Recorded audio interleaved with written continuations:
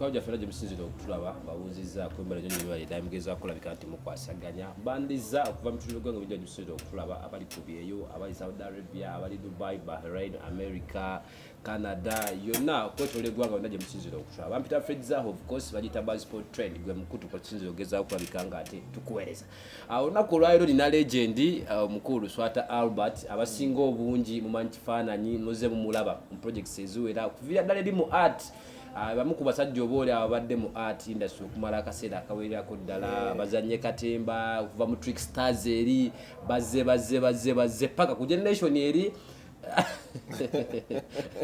banga dene nga tumulaba agatuna n'emyaka gy'emituufu myaka emeka bwe twamulaba myaka giri nga tukyali bato ne kaakati ekimu kyakyali music videos nyingi zalabikiddemu era nga muntu y'omu y'ono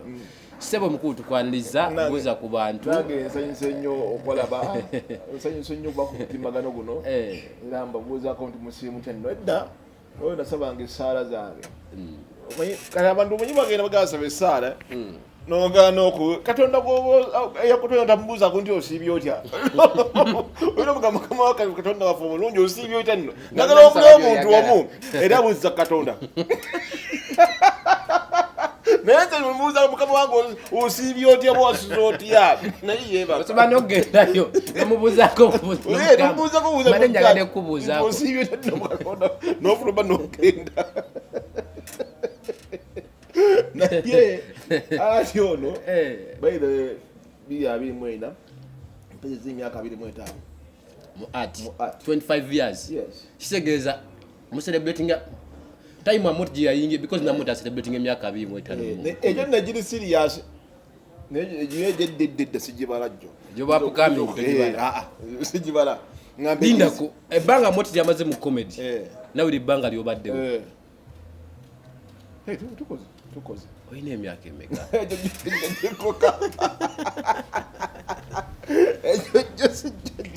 awo jaga atandikire mukulu Luswata Albert banji buliomba kuita amanya ganyusuza projects zolabikiddemu buli project ekutuma erinnya lyayo nogenda ngotusa amanya mugere fanagana ko bwito osanze otyo obuzibu okwawukana kwe bakulaba ozanye ebiri fane n'omuntu wa bulijjo mbulamu wa bulijjo ali serious because oli video what TV etali emestyle omuntu wakulabira alaba ng'omuntu atali serious oyawudde otya abantu bana ababiri Luswata oli ali comic ne Luswata ali serious ekintu kino kizibu ali nomala tusikuba PDK nzogola mbalere kichara baida osomeseza abana bawulire bayitire omusajja omanga minti watudde muno osomesa naye mugambe kigambo kimu ndowooza nkuze koye naye ate olwembeera omulina okusomesa nabo kugamba gulinga muzimu olwembeera nogamba banzireyo njira asomesa naye era nga tena kyakukola alogakange bibaawo sajja batusomesa twalina musajja yatusomesa ngaemakira mitanga kisensi musajja mukulu nnyo mwaka kyogo yansomesa mu 2 atwali sobala aba kadi ko mukube tani makerere kada bagata gata yemya kabiri mwaji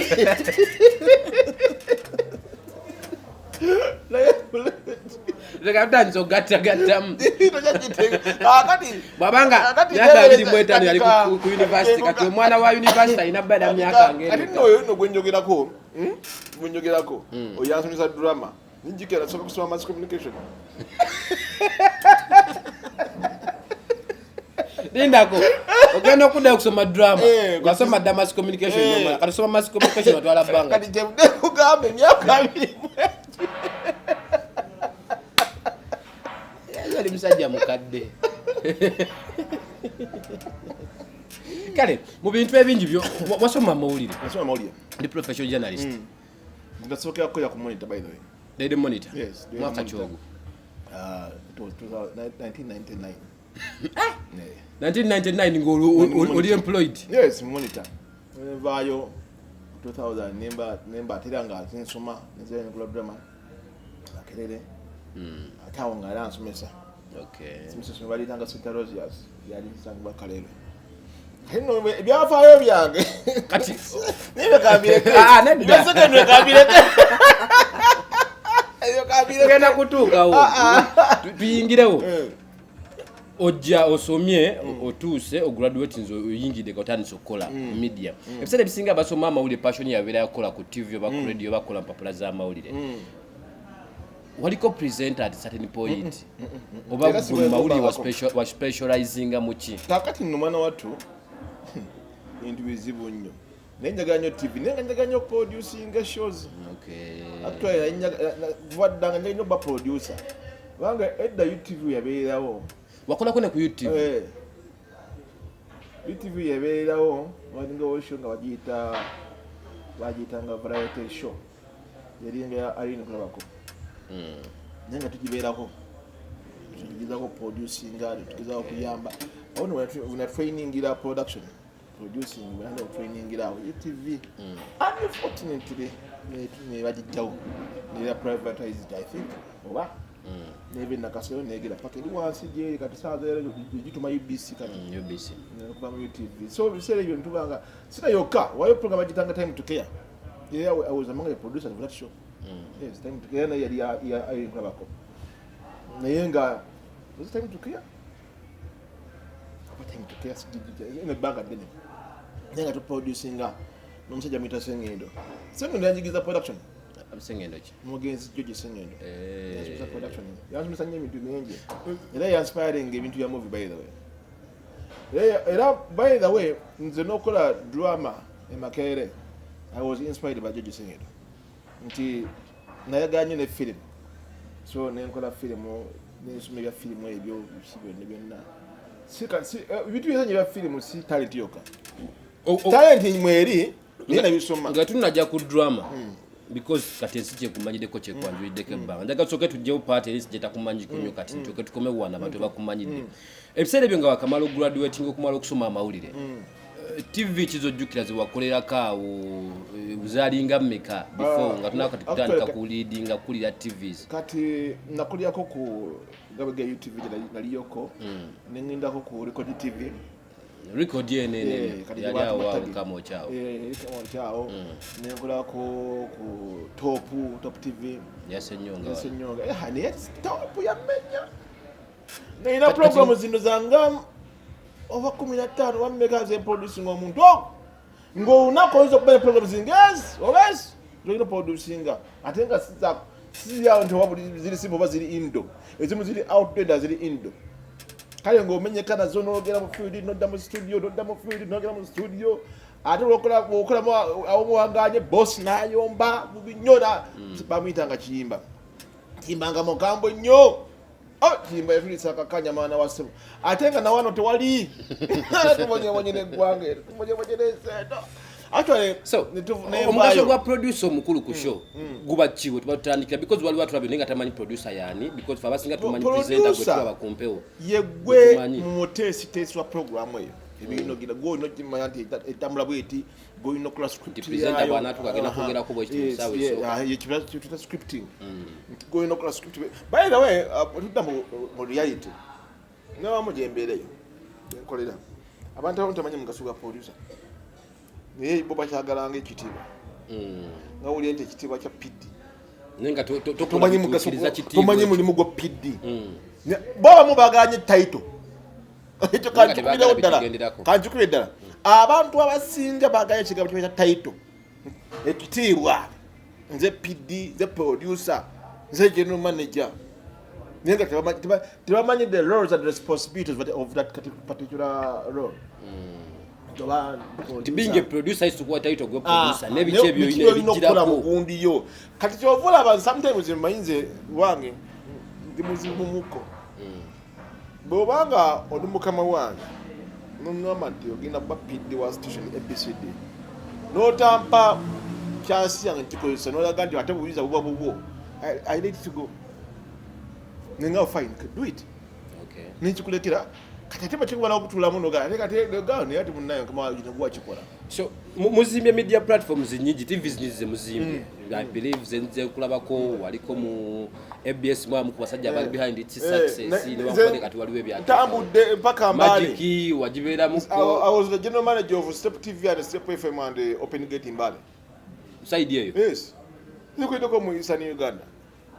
wanyumira nnyo nno by the way Mbale wanyumira nze nga buli weekend mba Kampala weekdays nembeera Mbale olwo omukyala ng'omulekawa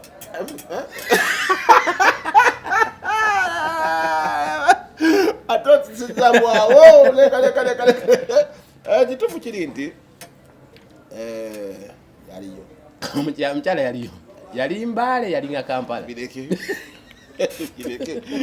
ebyo mwegayidde naye nga kyomanya omukyala yaliwo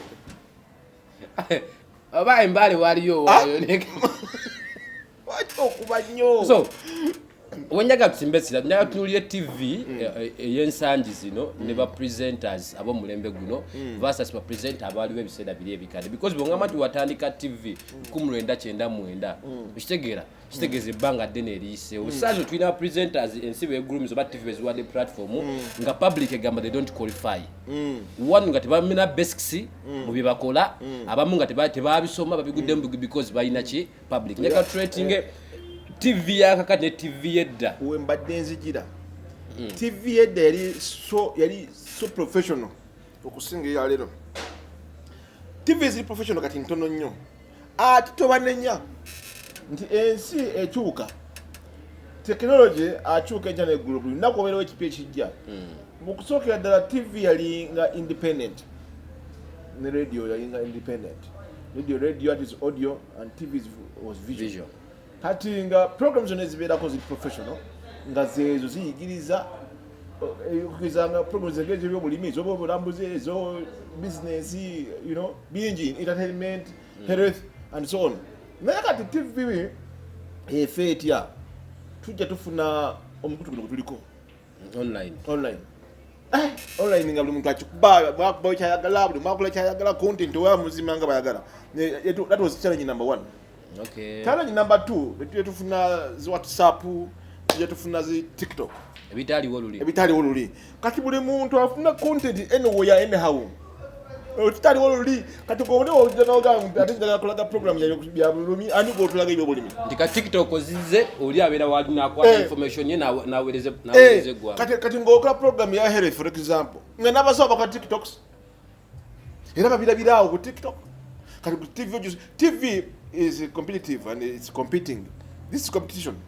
Whereby TV is competing with TikTok. TV is also competing with YouTube channels. Kati awo kiteza buli muntu asobola okuleetera content wala buli mukyagala nakitegeera buli munaga akyalaba of which TV kati kyalina good abantu tabakyalina good bula TV ezimu ziri kufuza pe TV for example abantu balina good bula TV abantu babeera mu biduula abanywa buli omwali ati wapea mu kidono asobola okutako TikTok wa YouTube n'alaba akyayagala kyokka ono asasula omusolo wa TV asasula omusolo gwa TV wa UCC simanyi zino Signet simanyi Satimes bangi kati nebanga competition y'amaanyi nnyo kyova kati ne TV kyekola okusikiriza abantu abava ku TikTok olowooza kyandibadde fair because tulowooza nti omuntu akola olugambo oba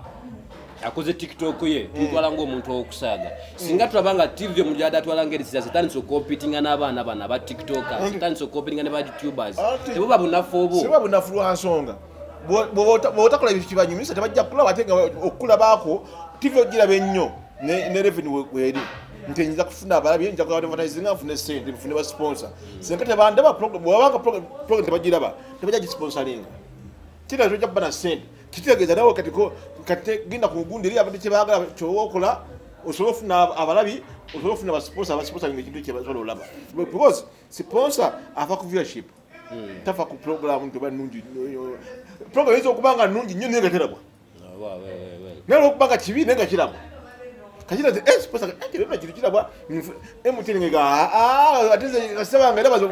nze mba nfuna kafayo content ya acha mulungi as long as aina public aina abantu bayagala viewership wekola ki lwaki ba presenter bo mulembe guno bagudde nnyo value okusinga abedda munali njogerako ne Ronald Mayinja batumya mu Emboozi nangamba nti generation yeye yabe bali batandika music nga batandika okuyimba presenter yawe bwanganye ekitiwe era nga ne bwajja agenda kubuuza ebibuuzo omuyimbi osigala okankana bo tunogo banambuuza kuki nga bawe balopek ne kati bagudde nnyo value lwaki ba presenter bo mulembe guno bakyayina nnyo impact lwaki bakyayina nnyo value nga presenter bali abali ku TV kugambe nti nno omulembe gutambula n'embeera kati ojja kwesanga nga TikTok presenter nga teyasoma ojja kusaba comedian nga presenter naye nga teyasoma va kuweza teyasoma naye akuba tezipresenting era sipresenting ako kati kyakusa TV jja kutunayaga nti ani alina bafollowers ani influence omulungi ani anapa abantu amota anasikira ku bantu kamuleete ku TV amwesho ne wankwati yasoma mawulire yes namuteekako oyo omuvuka gwenda bagwentira okulaba kati kunaku makula bamuyita mutolo ya TikTok wizo okusanga teyasoma naye ba TikTok emugyeyo okirabya kati abantu bo ne bakola ki kumbe omwana tali professional bintu byakola tabimanyi tamanyi ethics za media yenga amutera kumpewo ngaakola ki atandika saba ebiseera biri nze nasoma ne Made in Sereko sebulibo ono wa CBS nasoma ne Made in Sereko nasoma ne Mulinda Muwonge amawulire Mulinda Muwonge yafa ba nasoma ne amawulire Katongole omutongole yajja luvannyuma ali awo nasoma ne Sula Ssenyonga gulaboyo sula tibya awasimba naye nasoma ne Ssenyonga amawulire Made in Sereko olonga musomera wa Made in Sereko ekantujjaawo ne Mulinda Muwonge biseera baba bakola ku CBS nga bakulu naye kyabaleeta okusoma amawulire kalimu kano bode bafuna omulimu naye nga tebafuna abali mu katemba ne baga tuli mu katemba naye yaki tulina balawa yaki yamawulire ati tuli kuki ku CBS by then Mulira yo bali agize ku super ne badda okusoma amawulire nga bode basanga babeere backup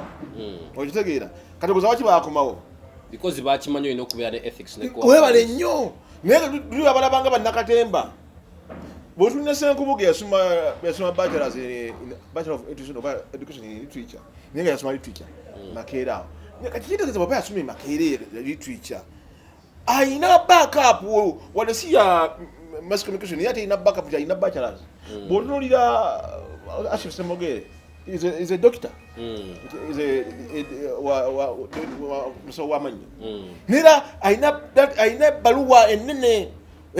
wadde nakatemba ati dokita yasoma kitegeeza nti ayina ekirimu ayogerera kyategeerera kati abantu ennaku zino kyobadde ombuuza katuleete bano bagundi bano abamanyiddwa nti ono comedian gabula amalya ki tiktokers nojobateekawo kitegeeza buli omu yayita presenter naye nga talina nakuwa abamu babatuukeyo nga balina talent eyo nga talina ya mass communication addeyo n'asoma okugeza nga gundi eddeyo n'asoma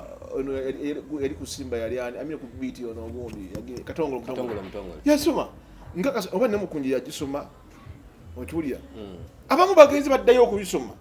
naye nga basoose okufuna mulimu kati addayo okusoma anyweza ntebe ye nti basanga yosisajja nekubuuza nti webbaluwa yogwe presenter oyina noja jikuza toyina bwa toli gundi toli mito kola wanu bakugoba EBC eyina omuzo ogugoba ogoba nga toli professional bulungi bakugoba so kati sanga kisu ya media houses dana bonna badde bagobwa tebali professional bulungi nnyo ekyogoba bagobe bali eki bagende bayikola ebyawe bya bagende mu comedy gobakola comedy store ntekema katwana nakaze ngoba gubadde bukaze Albert Luswata Albert gwe tuli naye musajja abadde okumala akaseera akawera kudala mu system eno pati yaffe nesooka tugidedicate nze eri TV kubanga kyasinga otegeera bangi abaana bagurumize mu media houses ez'enjawulo era nga bayise mikono gy'ono musajja kitegeeza nti bwavaayo n'abaako ne kyagattako ku nsonga efaanaganako bwe tabeera credible era aba information eri waffe okulabika nga ate eyogerwako kati nnyo nga tunatuva ku ekyo ku nsonga ya TV netombuliza ku baana bamu tugenda kutuuka waawo abaana bavudde mikono gy'ogulu tugenda kutuuka waawo wabula kenjagala kati nnyo okuyisaawo kino ekyokubeera nti kati TV tezikyaguba professionalism zifa ku numbers kigattako ku nkulaakulana yaffe ya TVs oba kiri mu kwonoona ye abaffe kigenda kukomawa y'okutereeza system eno tulina kulata bwe kibanga tekigattako kakati kiyinza obutadda obuga kigenda kukomawa kiyinza obutakoma however mwami Nnyombi Tembo yawandiise ebbaluwa ngegezaako okugira oba okugaana music ye obusini ofuna bulungi kigwe gusoose oye music bambali senga kintu kikikola tuyinza okudda ku mulamwa olw'ennyimba embi ozimanyi sijja zikwogerako bajjagaani zikubye naye olw'ennyimba embi butuufu nga tezisanyagira mu bantu Kayusi bwe yasindika n'ekitekayo